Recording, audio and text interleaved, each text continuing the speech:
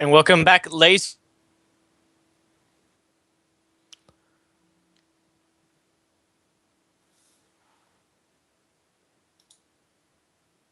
Not too sure if there is a couple of technical difficulties there. I was just trying to make sure, of course, it was all fine on my end. But it does seem like we have lost Dr. Curry there in that little moment. But that is okay because we still have the games. The games still must go on. And we're going to do exactly that here in this matchup. We got the teams of Trident Rebellion, For Not Eternal, duking it out here in the S&D on Warhawk. And I believe, Dr. Curry, you are back. I'm back.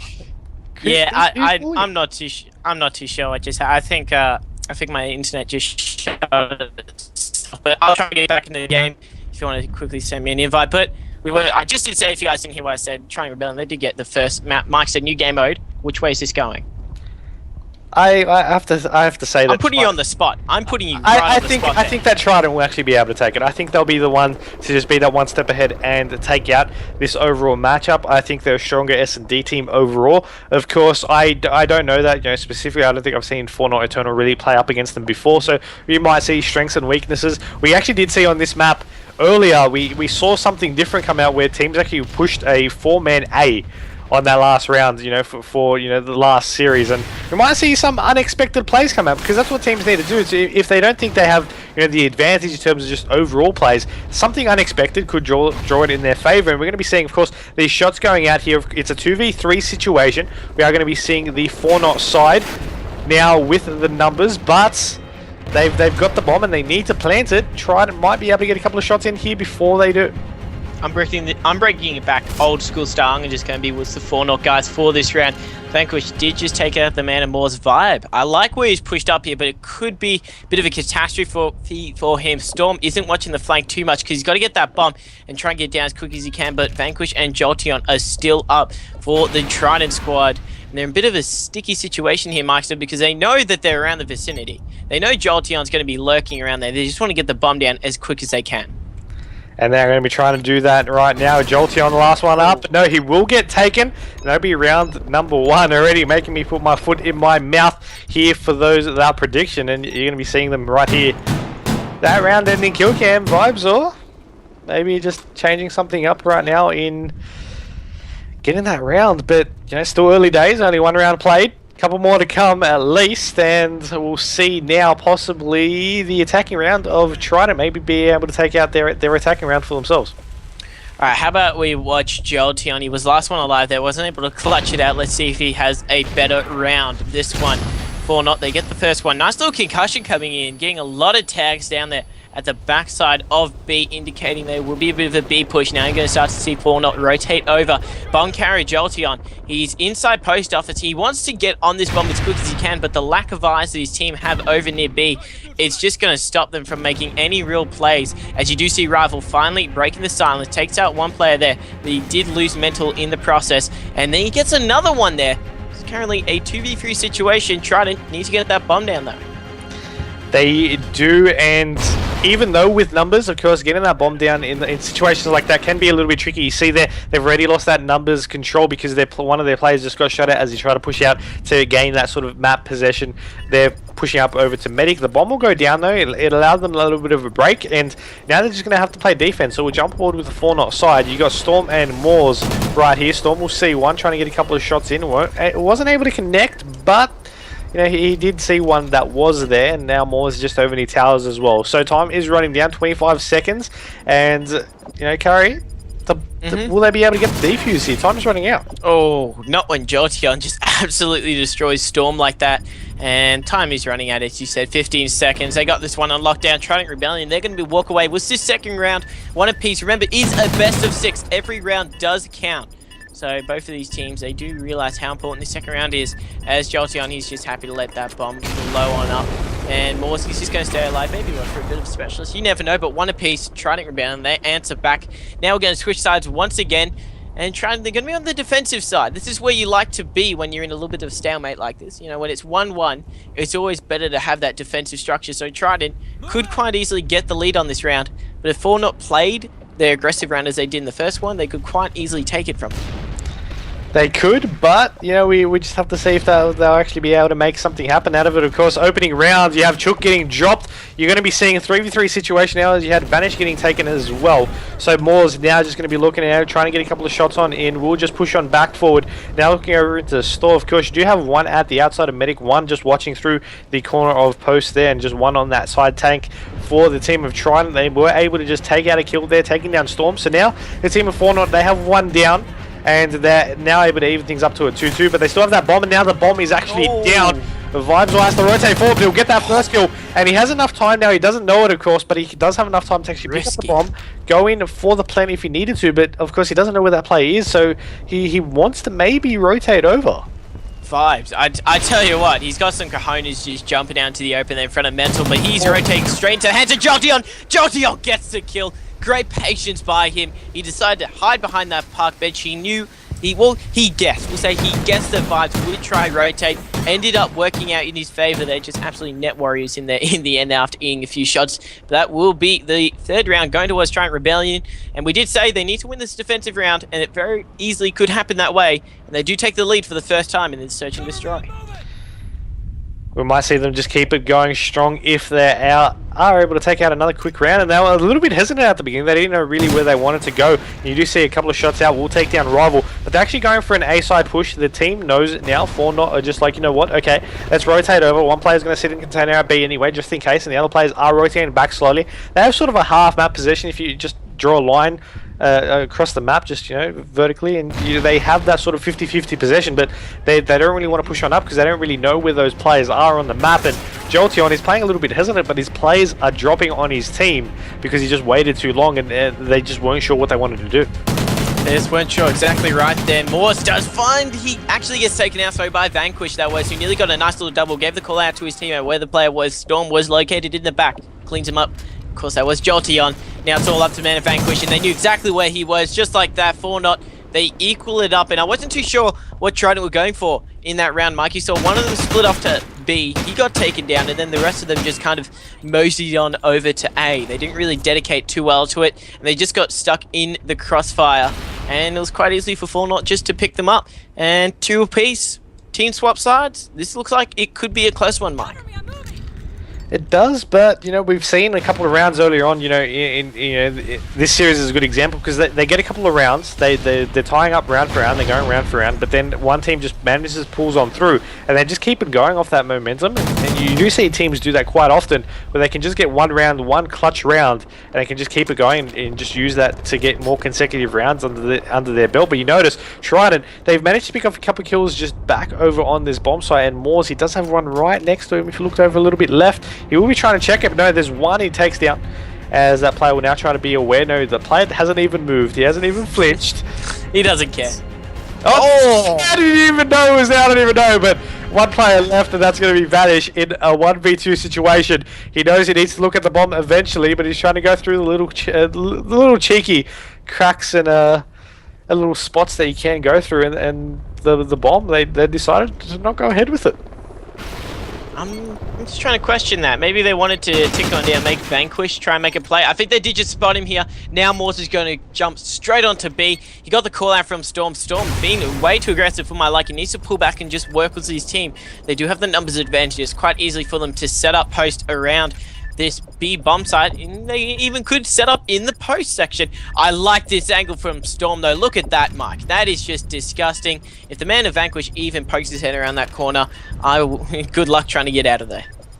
It is, you know, every time we watch these players play on this map, you always find a new little spot that players come out, but you're about to see, I believe, in the crosses here. You know, look at the crosses here in this round in the kill cam. You have one player poking out, the other player at the same time. You can see him jump up at the top right there, and he just jumps out around to get the cross and just box him in. And it was a very nice play there by them, because they were just like, you know what, we got the crosses. If one player loses their gunfight, the other player is there straight away to 100% guarantee them the round, and that's what just got them the lead. Got them the lead. They're definitely going to be happy with that one. I'm going to get on board with the Trident team. How about the man of Vanquish? He was last one alive there. Wasn't able to clutch it out. Hopefully this stream will give him a little bit more love. Cooking the grenades. I always like that. You don't see very many Australian teams. I've been watching the NA scene. They love to just hurl a ton of grenades fresh off spawn. Not many Australian teams do like to do that, so I'm glad Vanquish went for it. Didn't work out in the end though, but I tell you what, they did get a double on that B side. Jolteon going straight for the plant now. Mauls and Storm, they got to work together, try clutch this one out. They don't have the numbers as the guys from Trident. Tell you what, they got a great setup here over at the B bomb, but that's going to be a 2 down, and just like that, Vanquish, last one alive once again. Be able to pick off one though now, a 1v1 situation. The other player is trying to rotate around though, because he doesn't know it. He's trying to rotate around himself. But with the bomb down, all he needs to do is defend, so it's up to Storm. He does see him, those shots are going out. But Storm does have the thermal on, so he has a little bit of that advantage. Spoke's going to be going out, and he might want to make a play sometime soon. Maybe. As he's trying to push him forward. Time is literally running out, and you do have Vanish. He's going to poke out right here. Oh, and he does have enough time to actually go for it. Can he get around the bomb in time? I don't think. I think he'll be half a second short, but we're about to find out. There we go. Oh, that's rough. Oh. That is rough. If maybe he didn't go for the reload there when he went to pick it up. I don't think he intended to. I don't think that was part of the plan. Let's just say that was not part of the plan. That's unlucky for the man of the Storm there, Jolteon. Oh, gets the final kill cam there with the explosion from the bomb.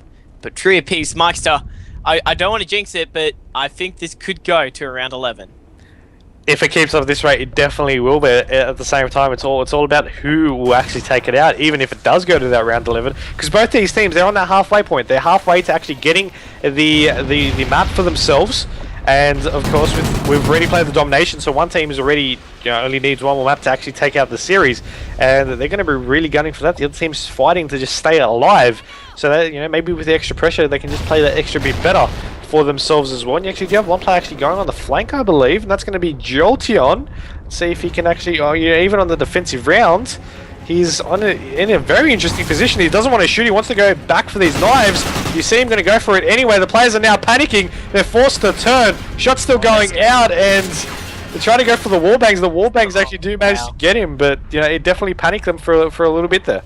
Oh, exactly right then. Jolteon, he played that perfectly. He didn't just waste the bullets and get a kill and then get taken out. He just wanted to scout it out, find out where the players were, and it worked out quite well because he gave the call outs to his team and did pick up a kill in the end. That's given Trident a great little setup. You do see Vanquish and Mental. They're just going to double a duo over at this B site, and the guys over at the team of not for Eternal, they don't know what to do right now. Mental does clean up one nice little wallbang though by Storm. It's a one-on-one situation. Does he have time to get the bomb down? He does.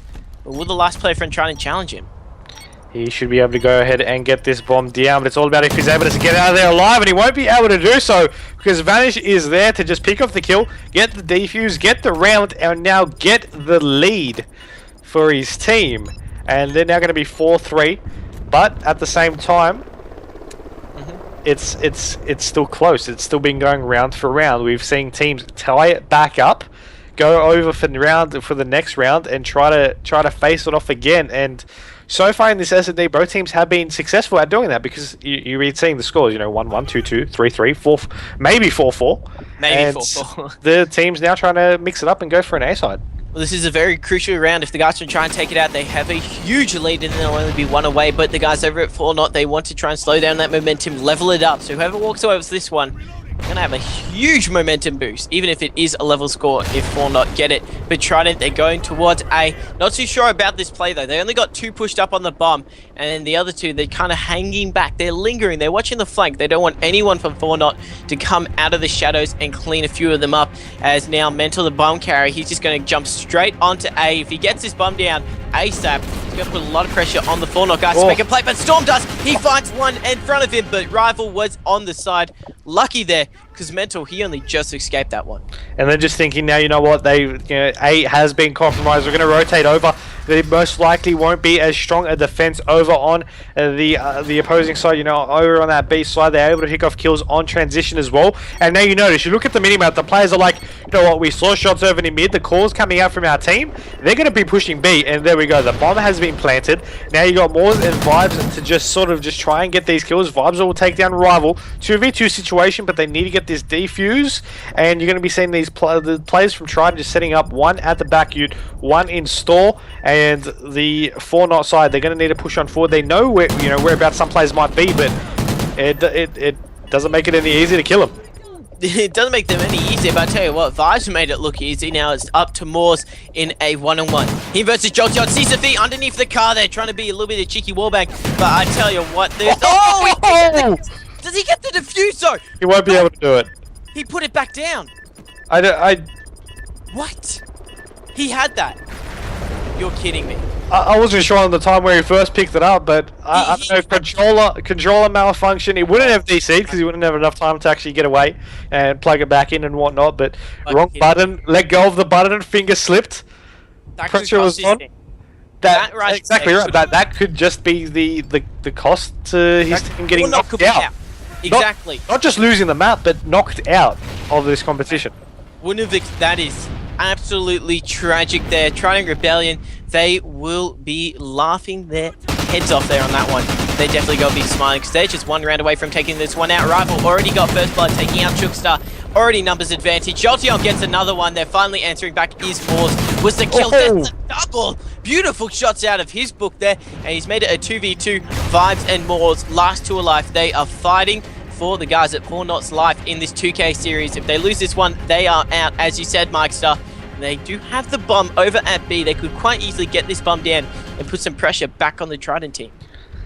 It's all about if they want to go for it. Of course, 40 seconds. They have a little bit of time to just be a little bit flexible as to where they want to go, but they do want to go B, and it does seem like they do want to do so. Of course, with Orca Mode, we know where they are, and it just seems like they're looking right at them. They know whereabouts to look, though.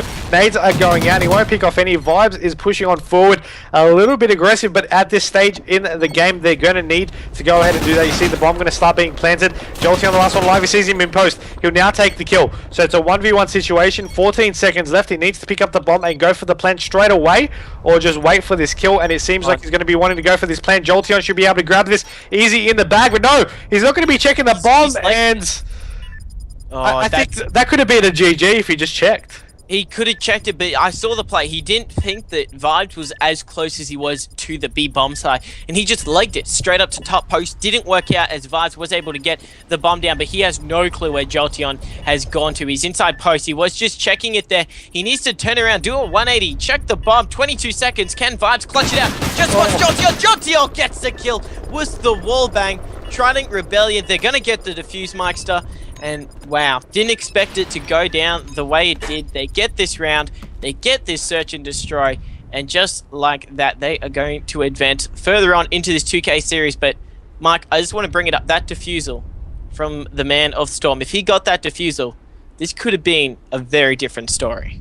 It could have been. We could have been, you know, just still going that round for round play, but at the same time, Trident, they played it nicely. You saw in that last round, you know, the round that just decided it all. Jolteon knew exactly where he would be. He called it. He saw the player then jump over, and was just like, you know what? I'm just going to put bullets straight into that, take him down. That was his to take. He got it. His team will now progress on through, and you know, they played it. They played it really well. They capitalized on every single mistake that 4-0 made, and it showed just there as they progress on 2-0. Congratulations to Trident Rebellion, guys. Make sure you stay tuned. We'll bring a new series up for you guys, part of the ACL 2K. Stay tuned. We'll see you on the flip side.